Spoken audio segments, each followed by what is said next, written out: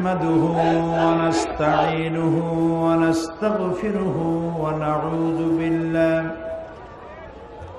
ونعوذ بالله من شرور أنفسنا ومن سيئات أعمالنا من يهد الله فلا مضل له ومن يضلل فلا هادي له ونشهد أن لا إله إلا الله وحده لا شريك له ونشهد أن سيدنا وحبيبنا ومولانا محمدا عبده ورسوله الذي أرسله بالحق بشيرا ونذيرا وداعيا إلى الله بإذنه وسراجا منيرا فقد قال الله تعالى في كلامه المجيد وفرقانه الحميد أعوذ بالله من الشيطان الرجيم بسم الله الرحمن الرحيم إن الله وملائكته يصلون على النبي يا أيها الذين آمنوا صلوا عليه وسلموا تسليما اللهم صل على مولانا محمد وعلى آل سيدنا مولانا محمد জোরে সোরে মহব্বতের সাথে সবাই পড়েন আল্লাহুম্মা সাল্লি আলা سيدنا مولانا محمد وعلى آل سيدنا مولانا محمد بلغ العلا بكماله كشف الدجى بجماله حسنت جميع خصاله صلوا عليه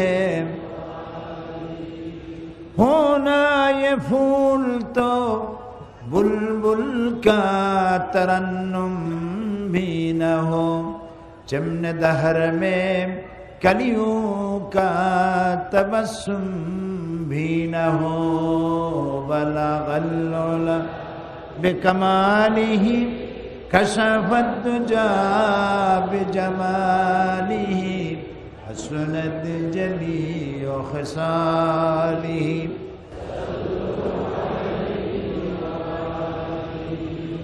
সিলেট আঞ্জুমানে খেদমতে কোরআন কর্তৃক আয়োজিত ঐতিহাসিক তাফসীরুল কোরআন মাহফিল 3 দিন ব্যাপী মাহফিলের আজকের সমাপনী দিবসে আজকের মাহফিলের সম্মানিত সভাপতি আঞ্জুমানে খেদমতে কোরআনের সভাপতি মাহফিলের সভাপতি হাজারো আলেমের ওস্তাদ শাইখুল হাদিস হযরতুল আল্লাম আব্দুল মালিক সাহেব আতালাল্লাহু উমরাহু ওয়া বারাকাল্লাহু ফি হায়াতি বিশেষ অতিথি হিসেবে উপস্থিত রয়েছেন সিলেটের গর্বিত সন্তান সকলের প্রিয় নেতা বিশিষ্ট পার্লামেন্টারিয়ান বিশিষ্ট আলেমে দ্বীন হযরতুল আল্লাম ফরিদউদ্দিন আহমদ চৌধুরী দামাত বারকাতুহু মঞ্চে উপস্থিত রয়েছেন উস্তাদ সমতুল্য বড় বড় উলামায়ে কেরাম মাহফিলের মধ্যেও বসে আছেন অনেক ওলামা হাজারা প্রিয় সিলেটবাসী সম্মানিত ভাইয়েরা প্রতিবেশী দেশ ভারতের আসাম থেকে, করিমগঞ্জ থেকে আগত সম্মানিত ভাই বোনেরা, পর্দার আড়ালের মা এবং বোনেরা, সুপ্রিয় সাংবাদিক বৃন্দ, আসসালামু আলাইকুম ওয়া রাহমাতুল্লাহি ওয়া বারাকাতুহু। সেই সাথে আরো অভিনন্দিত করতে চাই, শুভেচ্ছা জানাতে চাই আজকের মাহফিলে সিলেটে বসবাসরত যেসব অমুসলিম ভাইরা অংশগ্রহণ করেছেন কোরআন শোনার জন্য, সার্বজনীন বাণী শোনার জন্য, পরম স্রষ্টা আল্লাহর কালাম শোনার জন্য, তাদেরকেও মাহফিলের পক্ষ থেকে জানাই শুভেচ্ছা, সুস্বাগতম। প্রথম দিনই বলেছিলাম কোরআন এটি কোনো বিশেষ জাতি এবং গোত্র বা গোষ্ঠীর জন্য নাজিল হয় নাই। কোরআন নাজিল হয়েছে গোটা মানব গোষ্ঠীর জন্য, এবং এটি একটি আজীব মুজিজা। কোরআন হচ্ছে পৃথিবীর সব থেকে বড় মুজিজা, এর থেকে বড় মুজিজা আর নাই।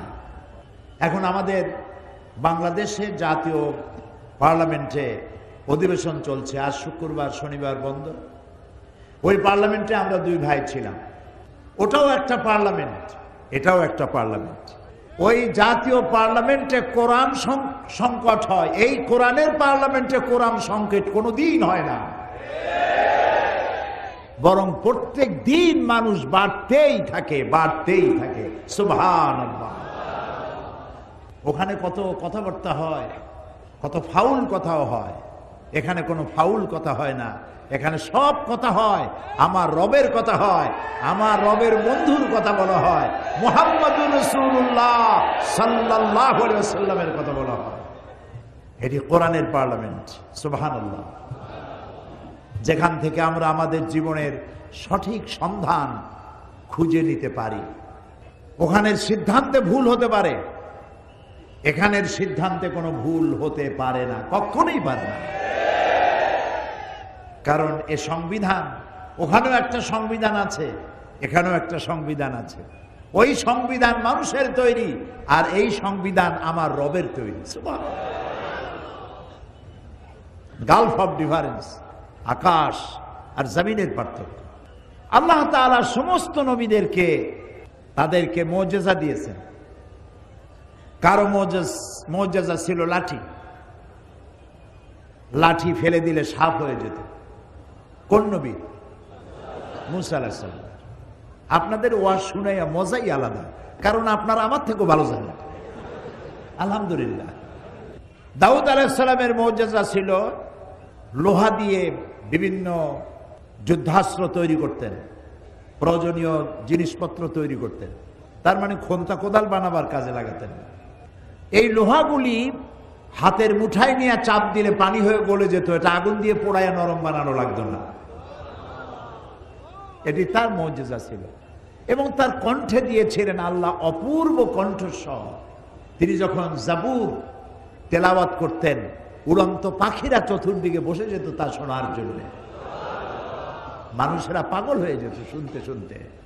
সুলাইমান আলাইহিস সালামের মুজিজা ছিল সিংহাসনে বসতেন, বিনা ইঞ্জিনে এই সিংহাসন তাকে শূন্যের উপরে উড়িয়ে 1 মাসের পথ সকালে অতিক্রম করে নিত, আবার বিকেল বেলায় সন্ধ্যায় আর 1 মাসের পর অতিক্রম করে এনে তার জায়গায় পৌঁছিয়ে দিত।